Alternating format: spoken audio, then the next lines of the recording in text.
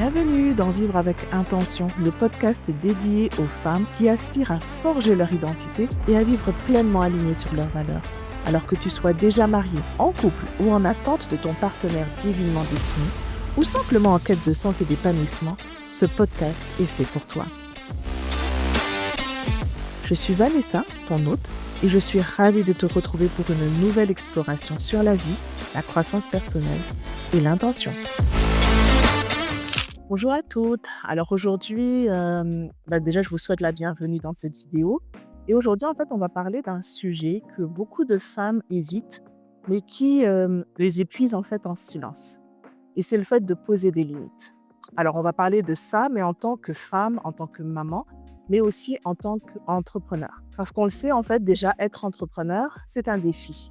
Être maman, c'en est un autre. Alors quand les deux sont mélangés, en fait, c'est souvent la guerre. Et c'est la guerre, en fait, pour trouver du temps pour soi. Aujourd'hui, donc, en fait, dans cette vidéo, je voudrais juste vous donner, en fait, quelques clés pour vous aider à poser vos limites, mais sans culpabilité, pour que vous puissiez vous épanouir, en fait, que ce soit dans votre rôle de mère ou dans ton rôle de femme professionnelle ou entrepreneur. Quand on parle de poser des limites, en fait, c'est souvent un sujet controversé parce qu'on a toujours l'impression que quand on pose des limites, en fait, on est trop rigide. On va blesser les autres ou bien il y a toujours une peur qui est cachée, mais on a l'impression qu'en fait, ces limites-là vont nous enfermer. Et en fait, aujourd'hui, on ne veut pas parler des limites qui nous enferment, on veut parler plutôt des limites qui vont nous protéger et des limites qui vont nous libérer. Donc la première partie, c'est déjà les signaux d'alarme. En fait, quels sont les signaux que tu peux remarquer pour te demander si tu as besoin de poser des limites? Alors le premier signal, en fait, c'est que tu dis oui à tout. Mais une fois que tu as dit oui, tu traînes quand même des pieds. Alors, peut-être que tu as dit oui à une collaboration, tu as dit oui à une réunion, tu as dit oui à un client, à une énième demande. Mais en fait, au final, tu sens que c'était un oui forcé et tu sens que voilà, tu as la traîne, tu as du mal à poser les choses. Pas parce que tu n'en es pas capable, mais parce que c'est quelque chose qui t'a volé en fait une énergie, du temps, mais aussi en fait, ça t'a même pris peut-être même un bout de ton estime de toi parce que tu as senti que tu t'es trahi un peu quelque part. Tu as dit oui, sûrement pour faire plaisir. Tu as dit oui, peut-être aussi parce que tu voulais honorer un engagement. Tu as dit oui parce que tu t'es dit que si tu disais non, tu allais perdre un client ou tu allais regretter, tu avais peur des conséquences. Tu as peut-être dit oui aussi parce que tu sentais que si tu ne disais pas oui, tu allais en fait tout simplement en payer le prix, que ce soit face à un client, que ce soit face à un prestataire, que ce soit face à des collaborateurs. Et en fait, le fait de dire oui, lorsque c'est un oui forcé, en fait, quelque part, c'est une forme d'abandon de soi. Et c'est la raison pour laquelle, en fait, beaucoup de femmes, en fait, lorsque l'on dit oui, on peut partir avec une bonne intention. C'est-à-dire qu'on veut vraiment honorer tel contrat, on veut vraiment être un petit peu partout. Mais au final, on s'est rendu compte qu'on n'a pas vraiment pesé, en fait, ce que ça impliquait, que ce soit en termes de temps, en termes d'énergie, en termes d'argent et peut-être même en termes de valeur. Et donc, en fait, on se retrouve dans une position où, étant donné qu'on a dit oui, on est obligé d'honorer notre engagement. Mais par contre, comme je le disais tout à l'heure, ça nous a volé du temps, de l'énergie, de la joie et peut-être même une partie donc de toi. Le deuxième signal auquel tu pourrais porter attention, c'est que tu travailles tard, mais tu culpabilises en même temps de passer du temps avec tes enfants. Alors, cette situation, c'est, voilà, tu sais que tu as repoussé l'heure du coucher avec tes enfants, tu sais que tu as repoussé du temps avec tes enfants parce que c'est un travail que tu dois absolument envoyer pour demain. C'est absolument quelque chose que tu devais accomplir et donc tu vas pousser en fait le temps avec tes enfants. Là, tu vas culpabiliser en tant que maman. Là, tu vas te dire, voilà, j'ai pas passé du temps de qualité avec mes enfants, j'ai repoussé l'heure du coucher, tout ça pour le travail, il y a de la frustration qui va se nourrir. Dans un deuxième temps, tu vas te dire, là, je prends du temps de qualité avec mes enfants, mais au final, pendant que tu es avec eux, tu repenses à l'email que tu n'as pas envoyé, à la rencontre que tu vas devoir préparer. En fait, tout ce qui touche au travail et au final, tu n'es pas pleinement non plus avec tes enfants. Résultat des comptes, c'est que quand tu travailles tard, tu culpabilises parce que tu passes pas du temps avec tes enfants. Mais quand tu passes du temps avec tes enfants, tu culpabilises de ne pas être en fait en train de travailler pour faire avancer ton entreprise ou pour pouvoir tout simplement accomplir ce que tu dois accomplir au niveau du travail. Et donc là, c'est important de vraiment établir des limites, pas seulement de temps, parce que l'important, c'est que tu puisses être pleinement toi là où tu es. Alors quand tu es avec tes enfants, c'est que tu passes vraiment du temps avec tes enfants. Et lorsque tu es au travail, tu es vraiment au travail. Et la meilleure manière de faire ça, c'est de poser des limites déjà dans un terme de temps. C'est des limites qui pourront être déplacées selon les urgences. Si par exemple tu établis une limite qu'à partir de telle heure, c'est réservé à ta famille, en fait, tu as déjà un pilier qui va te maintenir en fait une certaine barrière. Mais tu sais pertinemment qu'en cas d'urgence, pour un travail, pour un contrat, pour une mission, cette limite-là pourra être au besoin décalée parce qu'il y a un temps pour chaque chose. Il y aura peut-être un moment dans ta vie où tu ne pourras pas tout équilibrer. Et être en équilibre, ça ne veut pas dire pouvoir tout gérer en même temps, tout d'un coup, tout le temps. C'est qu'il y aura un moment en fait où ce sera une saison où vraiment tu vas passer du temps avec tes enfants. Il y aura une autre saison où vraiment ça va être te concentrer sur ton travail. Et un autre moment où tu pourras en fait avoir un peu des deux, mais pas forcément dans la même intensité. Mais par contre, en ayant établi des limites, que ce soit en termes d'appel, en termes d'horaire, en termes d'énergie, c'est que tu pourras équilibrer ces deux aspects-là de ta vie sans te sentir coupable, en fait, de soit ne pas passer suffisamment de temps avec tes enfants, soit de ne pas être, en fait, en train de travailler et de faire avancer ton projet. Au niveau des clients, en tout cas, si tu es entrepreneur, il y a des limites aussi à poser par rapport au type de contrat que tu peux avoir. Le danger que l'on a, en fait, quand on est entrepreneur, c'est qu'on se dit qu'on doit dire oui à tous les contrats parce que c'est une rentrée d'argent, parce que si tu dis non, bah là, c'est la fin de ton entreprise. Ça veut dire que si tu n'as pas honoré ce contrat-là, c'est que ça va te fermer plein d'autres portes et tu ne pourras pas avancer. Et c'est un mensonge parce que c'est la raison pour laquelle, puis c'est pas le sujet de la vidéo, mais c'est juste pour le pointer que tu ne peux pas travailler ni satisfaire tout le monde. Et c'est la raison pour laquelle tu dois choisir des personnes avec qui tu veux travailler, des personnes, des collaborateurs avec qui tu veux travailler également, des personnes qui partagent peut-être les mêmes valeurs que toi, etc., etc. Mais pour ne pas tomber en fait dans le piège de j'accepte tout parce que j'ai des factures à payer, parce que j'ai une entreprise à faire tourner et donc il n'y a plus aucune limite, mais c'est on accepte tout, peu importe les conditions, peu importe en fait le prix à payer pour ma famille ou pour moi-même. Le troisième signal d'alarme, c'est quand tu fais passer tout le monde avant toi et que au final, en fait, tu ne sais même plus ce dont toi tu as besoin. Là, ça arrive souvent quand on est maman multicasquette. Alors, on est maman, on est épouse, on est amie, on est sœur, on est entrepreneur. Et là, peut-être même que tu es impliquée à l'église ou dans des groupes sociaux. Et là, en fait, tu as les demandes qui fusent de partout. Et ton cœur, c'est vraiment de pouvoir être partout, mais tu ne peux pas. En fait, c'est le danger, c'est que si tu ne prends pas soin de toi, que ce soit physiquement, mentalement, spirituellement, émotionnellement et même socialement, en fait, tu vas te perdre et tu vas t'oublier. Donc, c'est vraiment primordial que le besoin des autres ne passe pas avant le tien. Je sais que très souvent, cette phrase peut paraître égoïste, ou on va se dire, mais en fait, à quel moment, en fait, je peux dire non? Parce que le but n'est pas non plus de dire non à tout, juste parce que tu es de mauvaise foi et puis que tu veux pas rendre service ou que tu as décidé que non, bah là, j'ai établi une limite, elle est rigide, je dis non à tout, tout ce qui arrive, etc. Et souvent, en fait, cette rigidité-là va arriver lorsque tu vas te sentir très, très épuisé, lorsque ton réservoir émotionnel va être complètement vidé. Mais si tu prends le temps de prendre du temps pour toi, alors pour te nourrir, que ce soit, comme je le disais tout à l'heure, spirituellement, émotionnellement, intellectuellement aussi, ça peut être aussi au niveau matériel, c'est-à-dire de désencombrer au niveau de ta maison, au niveau de ton bureau, au niveau de ton garde-robe, peu importe. Tu verras qu'il y a des choses, quand on libère des choses, en fait, il y a autre chose que l'on peut faire entrer et là, tu peux être disponible beaucoup plus pour beaucoup plus de personnes, pour toi, pour ta famille, pour tes amis, pour tes collaborateurs, lorsque tu as commencé par te nourrir toi-même. Il y a souvent, en fait, une image que l'on utilise, ce qui est, en fait, quand on est dans l'avion et qu'il y a une dépressurisation, en fait, on nous encourage toujours à mettre le masque à oxygène d'abord pour soi, avant de pouvoir aider les autres. Et c'est la même chose, en fait, que l'on doit faire dans le quotidien.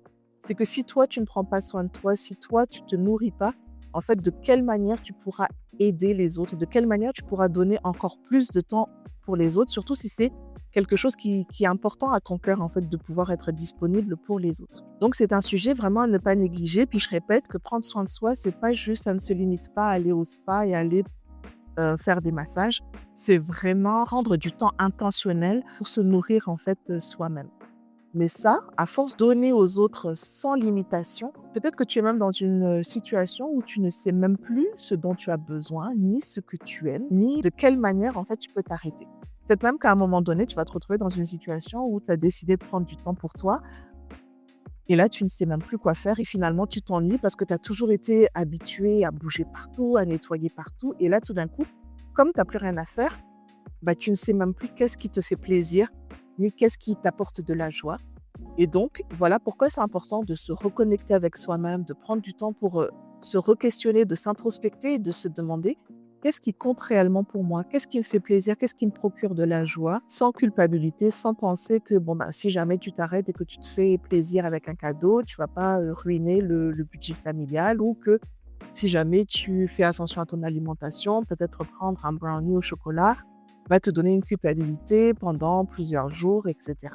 La première étape dont je parlais, en fait, pour poser ses limites en tant que femme, en tant que maman, en tant qu'entrepreneur. Donc, la première chose, c'est déjà de déterminer, en fait, d'être attentive aux signaux d'alarme. La deuxième chose, c'est de réaliser ce que poser des limites n'est pas. Donc là, on revient vraiment à une question de base, c'est-à-dire que poser des limites, premièrement, ce n'est pas égoïste. Pour toutes les raisons qu'on a déjà mentionnées tout à l'heure. En fait, poser des limites, c'est juste poser un cadre. Ce n'est pas poser une clôture qu'on ne peut pas franchir absolument. C'est juste poser un cadre dans lequel, en fait, les choses vont être organisées et que tu vas pouvoir, en fait, te retrouver. Comme je te disais, il y a des saisons de ta vie où tu vas probablement poser certaines limites et à d'autres moments, ces limites-là pourront être décalées ou pourront être élargies parce que tu n'as pas besoin des mêmes limites de la même manière parce que tu as évolué, parce que tu as grandi, parce que tes priorités ont changé, etc.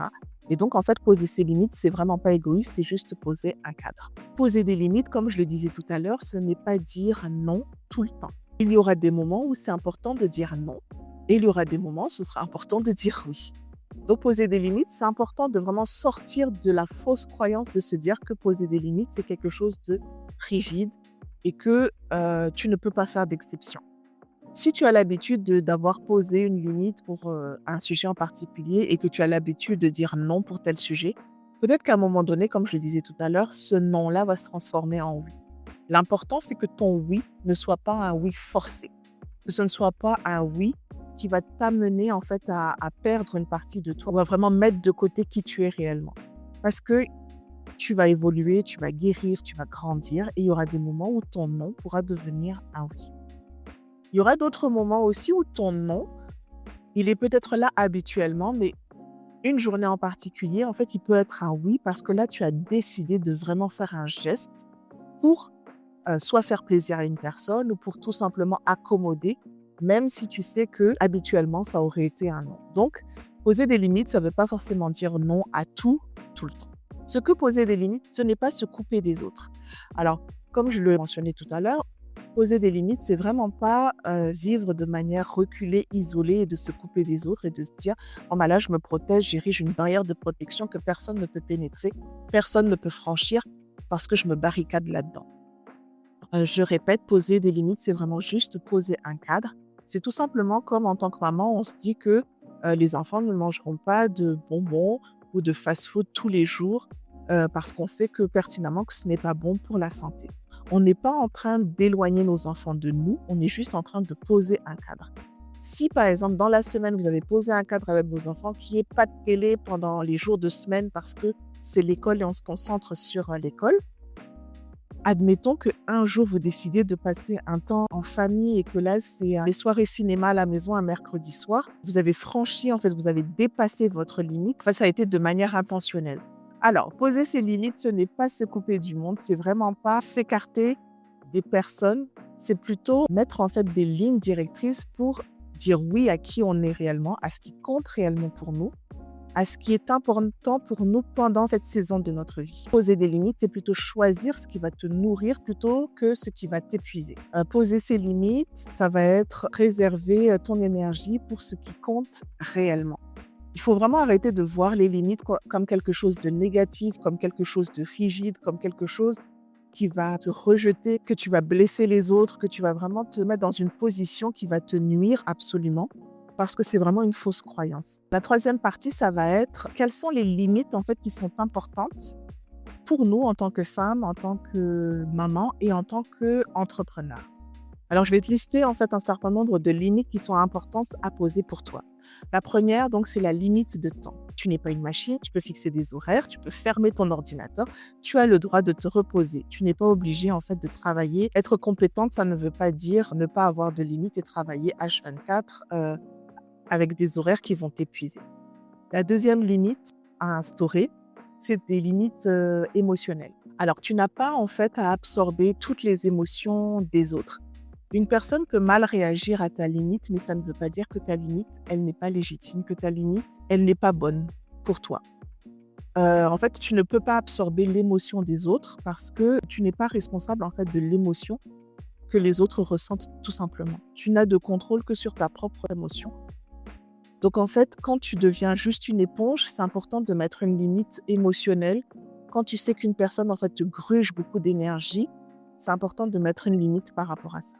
Alors, il y a aussi les limites relationnelles, c'est-à-dire que dans ton entourage, en fait, tu as le droit de dire: «Je t'aime beaucoup, en fait, tu comptes pour moi, mais aujourd'hui, j'ai besoin d'espace, aujourd'hui, j'ai besoin de temps pour moi». En fait, ça le fait de devoir prendre du temps pour toi, le fait de dire non à une activité ou à quelque chose ne signifie pas que la personne ne compte pas pour toi, qu'elle n'est pas importante, mais que là, tu as décidé de te choisir toi plutôt qu'une activité quelconque. Donc ce sont les 3 limites, en fait, qui sont importantes pour toi en termes de maman, en tant que femme, en tant qu'entrepreneur et dis-toi que si jamais il y a un sentiment de culpabilité, en fait, qui à un moment donné vient, rappelle-toi que la culpabilité n'est pas un signe que tu fais mal les choses.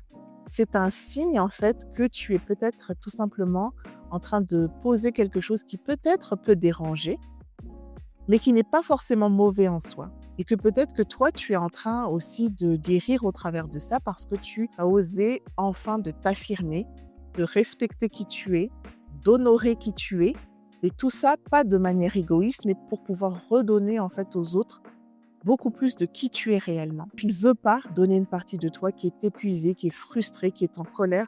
Tu veux donner la partie de toi en fait qui est pleine de vie, pleine de joie, qui est remplie d'amour. Donc j'espère que ce sujet-là t'a interpellé. Je pense que ça t'a interpellé. C'est souvent ce que l'on traverse en fait en tant que femme. Mais si c'est une saison dans laquelle tu es dans ta vie et que tu as besoin d'apprendre à poser des limites, je t'encourage vraiment à revenir sur ce qui a été abordé lors de cette vidéo.